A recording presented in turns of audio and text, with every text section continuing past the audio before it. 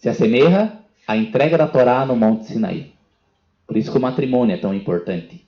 Porque ali estava se apresentando Yahweh como novio e Israel como la novia. Amém? E estava todo o cenário pronto para poder fazer um compromisso nupcial. Pero Israel foi fiel ou foi infiel? Foi infiel, verdade? Por isso que o novio teve que morrer para poder volver a casar com sua novia. Por amor. Tenaim, Erusim, compromisso matrimonial. Segundo o Tratado de Princípios, Avot, um homem está em condições de casar-se a partir dos 18 anos em Israel. E a mulher a um antes dos 14. Na cultura do nosso povo, é assim. Ou é na sociedade, mas 13, 14 anos, como que vai se casar? Pero na cultura do nosso povo, a mulher está preparada, o homem está preparado com 18 anos, e a mulher até antes dos 14. Incluso, por exemplo, nós temos os livros apócrifos que trazem mais informações de que Isaac teria quantos anos quando casou com Rebeca? 40. E Rebeca? 13, 14 anos. Imagina, em nossa sociedade seria o quê? Pedofilia, verdade? Pero na sociedade hebreia, isso é normal. A mulher já está preparada e madura antes dos 14 anos para cuidar de uma família, ter filhos e fazer todo o que é necessário para uma mulher adulta. Pero um homem com 18 anos ou mais. Por que será, verdade? Mas é assim mesmo. Nós sabemos que as mulheres amadurecem muito mais temprano do que o varão. E aí homens com 30, 40 anos que todavia são adolescentes, têm 15 anos. Verdade? Pero aí mulheres que têm 16, 17, 20 anos, que já são mulheres com responsabilidades incríveis. E quando essa mulher se torna madre, e uma boa madre, é incrível o que é capaz de fazer. Amém? O compromisso de Tanaim era um pré-contrato matrimonial em que as famílias de los futuros contrayentes davam um rango oficial ao noviazgo. Existia também a conhecida figura do casamentero, ou shahedam, amigo del novio, que armava as parejas e las apresentava aos padres dos candidatos. Normal era que guiassem por o conhecimento da linhagem das famílias. Os novios eram consultados e se requeria seu consentimento e sua aprovação. Amém?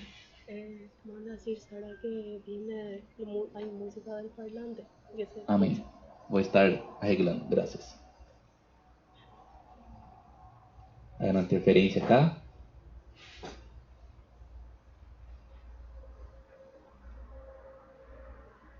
Então, que a hora melhorou. Amém? Havia a figura, o personagem chamado amigo do novio. E nós vamos entender isso profeticamente. Estamos falando de história. Era uma pessoa responsável, ou seja, amigo da família, que era responsável em montar as parejas. Então ele conhecia a linhagem, a família de cada um, e ia oferecendo, mira, allá tenho uma doncela, e creio que seria muito boa para tu filho, então hacía todo esse acordo matrimonial. Nós sabemos que na cultura de Israel antiga, não era o casamento por amor, como há hoje, não existia. Por quê? Porque para Israel, amor, sentimento e emoção não existe como primeira mano. Esse amor, a palavra amor, eu ensino sempre, verdade? Amor. Se tu escreve ao contrário, é Roma. Amor. Termina com R. A-M-O-R. Vira ao contrário, R-O-M-A. Roma. Aí vem romântico. E a gente é romântica. Querem casar por amor, por sentimento. Só vou casar se estou louca de paixão, de amor, de interesse. Epa, não funciona. A sociedade está provando que não funciona. E o jovem cresce a vida inteira assistindo, e a jovem também, verdade? Histórias de princesa, verdade? Histórias, isso desde nena, verdade? Daí brinca com a Barbie, que é uma princesa, verdade? Aquelas histórias de amor. Daí assiste os deburros da Disney, as películas de Hollywood, as telenovelas, escuta a porca paraguaia, verdadeira, e vira tudo um romantismo. E quer casar porque está loucamente apaixonada, e aí é um problema. Pero em Israel não. É elegido pelo próprio Eterno, que usa personas para poder hacerlos casar. E nós outros na comunidade somos muito felizes. Porque todos os casamentos, praticamente 90% dos matrimônios de jovens que se passou em nossa comunidade, nesse período que estamos trabalhando com a comunidade de Leão de Arrudá, é uma bendição. Se conheceram dentro da comunidade, e eles pediam confirmação da parte do Eterno, de Yahweh, se deviam casar ou não. E Yahweh falava com um, falava com outro através de um sonho, e apontava lá a esposa, e hablavam e concordavam, vinha falar com o Roy. O Roy falava, mira, se Yahweh não me confirmar, não caso ustedes. Então, se nós outros lá orávamos também, e Yahweh confirmava para mim, confirmava para o noivo, confirmava para a novia, e a família aceitava, opa, aí está. Pode casar porque é sucesso. Porque foi Yahweh que ele riu. Não foi nada de sentimento, de atração física ou interesse financeiro. Yahweh uniu. E se Yahweh uniu, dura para sempre. É necessário, jovens, volver à cultura do nosso povo. E parar de nós outros, primeiros varões, de buscar pelo aquilo que vê. Pela aparência física. Nós sabemos que na boda hebreia, o varão, o novio, cobre a cabeça da novia com velo. O que significa isto? Quem sabe? Que não importa a beleza exterior. Que está se casando ali com uma alma e não com aparência física. Está casando com uma alma apartada para ele e não por interesse físico. E por que é coberto só a novia e não é coberto o novio? Porque os homens são feios por natureza, verdade? Não, não é isto. Mas é porque nós outros, os homens, pecamos e erramos muito pelo quê?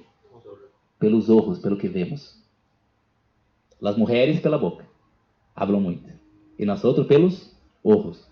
É por isso que é um símbolo de que estou casando com tu ser, com tua alma, e não com tu corpo. Amém?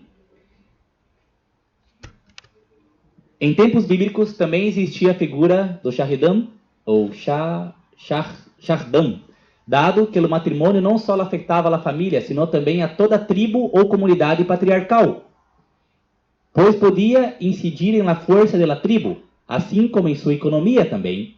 A seleção de uma esposa e todos os acordos, lo que abarcava los econômicos, los fijavam los padres ou tutores implicados. Aún se buscava o consentimento dos contradientes, ou seja, os noivos também tinham que aceitar. Buscavam vários interesses. Força, linhagem, saúde, tudo isto. Havia também um dote.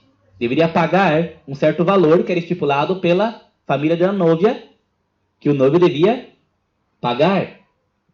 Pero tudo isso se passava pelo o noivo e a novia, os prometidos deviam aceitar também. E não se soliam passar por alto os sentimentos românticos de ambos, ou seja, os interesses emocionais de ambos também. Pero isso não era lá principal, a prioridade, a base. Amém? Por lo geral, os pais do jovem levavam a cabo os primeiros passos, ou proposições. Pero às vezes eram os pais de la jovem virginal que colocavam também os passos também para como vai ser a boda, onde vão viver e tudo mais. Amém? A família se envolvia em isso, é importante. Amém? Parece que a costume general consistia em que um homem buscava uma esposa entre seus próprios parentes dentro de sua tribo, como se deduz de lo que Labão lhe dijo a Jacó, referente a sua hija: melhor me es dar-la a ti que outro homem. Tu não é um maravilhoso príncipe que pensei para minha hija, verdade? Pero é melhor dar para ti, que é de minha linhagem, do que dar a outro homem. Gênesis 29, 19. Por essa hora compreendemos melhor os vocábulos hebreus ratam, novio, e calá, novia, já que em um princípio significavam solamente yerno e nuera. Interessante, verdade? Vale dizer, el chico ou chica que se casam em relação com os padres de sua pareja é o verbo lehitel hatem, oi, casar-se. Denotava em la linguagem hebreia unir-se duas famílias mediante o casamento de seus membros. Isso significava essa palavra. Unir duas famílias, ou seja, unindo a dois membros dessa família. Amém?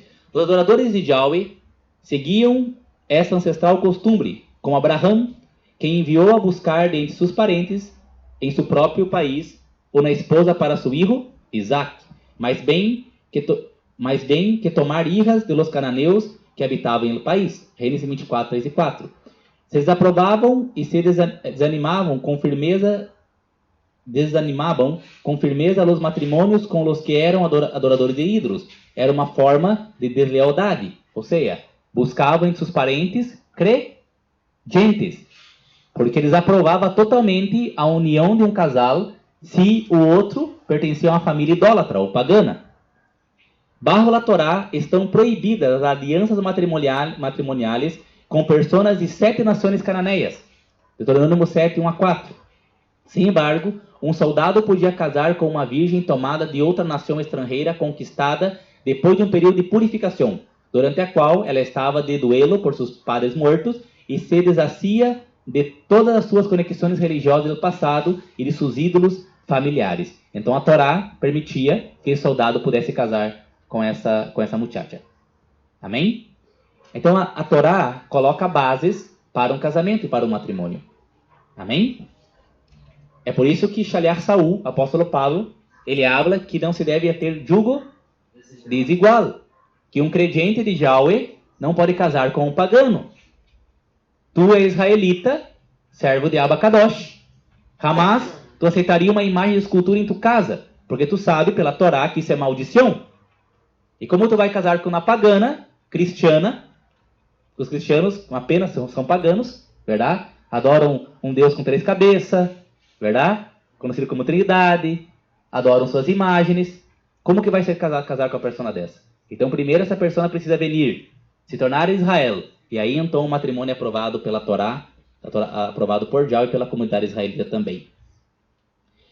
O rasgo central e característico da boda propriamente dita era a maneira solene de levar a novia de la cara de su padre a la cara de su esposo em la fecha acordada.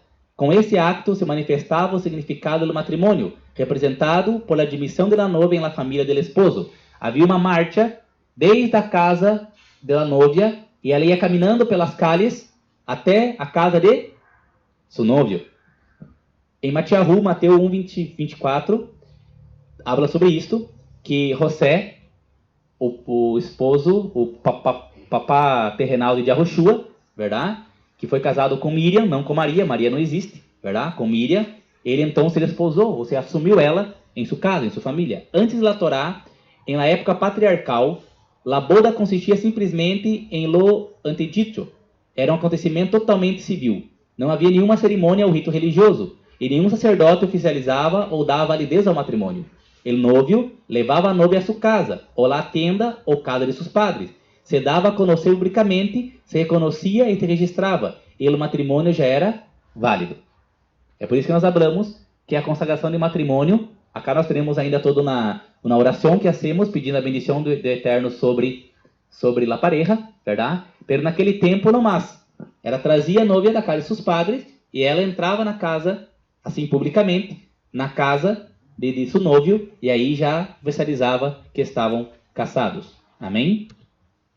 Algo muito mais profundo é que, para Yahweh, a relação sexual já é um casamento. É por isso que quando Yeshua falou que nos últimos dias os homens casariam e se dariam em casamento, o que ele estava falando aí? Relação sexual ilícita. Não é que a gente ia no cartório, casava, divorciava várias vezes. Você passa isso também, verdade? Você passa muito isso, verdade? Pero não. Era porque a gente ia estar se envolvendo em relação sexual a todo o momento. Uma semana com um, outro dia com outro. E nós sabemos que hoje há situações que são 3 diferentes no mesmo dia, verdade? Então nós vemos que as pessoas hoje estão casando e dando de casamento, cumprindo a profecia del Mashiach, que falou que nos últimos dias se passaria isto. Sin embargo, tão pronto como se consertava o casamento e os contradientes estavam comprometidos, se les considerava como se estivessem unidos em matrimônio. Por exemplo, las hijas de Ló todavia estavam em sua casa, bajo a jurisdição de seu padre, pelos homens que estavam comprometidos com ela, se lhe amou sus yernos de Lot, que haviam de tomar suas hijas. Ou seja, quando há já, vamos casar, aí já estão comprometidos. Amém? Que todavia não houve a boda, não houve a consagração, ou mesmo a relação sexual, já estão comprometidos. Já são considerados casados. Como está em Gênesis 19:14. A Sansão nunca se casou com certa mulher filisteia, conhecida como Dalila, senão que só ele estuvo comprometido com ela e se lhe amava sua esposa. Juízes 14, 10, 17 e 20. A Torá decreta que se uma donzela virginal comprometida cometia copulação antes do matrimônio, relação sexual, havia que dar-lhe morte a ela e ao homem culpável. Se havia sido violada, se teria que dar morte ao homem. Sem embargo, qualquer caso que tivera que ver com uma donzela virgem que não estivera comprometida se tratava de maneira diferente. A Torá é específica, está em Deuteronômio 22 a 29. Como que atuava em relação à virginidade em Israel. Amém? Mirá, se as leis de Israel, da Torá, fossem vigentes nos dias de hoje, na sociedade de hoje, quantas pessoas estariam mortas por dia, verdade? Por adultério, por violação e também por relação sexual ilícita, fora do matrimônio. Seria uma chacina no mundo hoje. Pero Yahshua HaMashiach está volvendo. E a Torá novamente vai ser colocada como é. É por isso que ele vem reinar com vara de erro. Por isso que tu não guarda a Torá, guarde, porque tu será obrigado a guardar sim ou sim. Então a gente peça a hora. Amém? Os matrimônios se registravam bajo la Torá. Tanto os matrimônios como os nascimentos resultavam de la união e se inscreviam em registros oficiais de la comunidade. Por essa razão, temos uma genealogia exata do Messias de Yahushua. Está ali, né, em Mateus 1 a 16 e Lucas 3, 23 a 38. E também compara-se com Lucas 2, 1 a 5. Nós todos sabemos que temos uma genealogia, por quê? Todos os nascimentos e os matrimônios eram registrados em las comunidades. Então sabiam muito bem quem era hijo de quem casou com fulano, quem casou com ciclano e tudo mais. Havia um registro como um registro civil que é na sociedade hoje moderna. A Ketubá, esse que está aí na imagem, como nossos irmãos também há pouco também assinaram, verdade? Nosso irmão Mihael e nossa irmã Miriam. A Ketubá é um contrato que a comunidade tem, verdade? E esses estão, pela comunidade israelita, estão casados. Quebrar a copa. Aí um momento na boda, onde se quebra a copa. O que simboliza isso? Amém?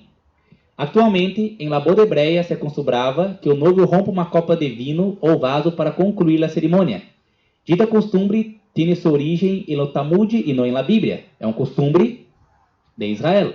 Nós sabemos que o Talmud, que há hoje, ele existe há muito tempo já.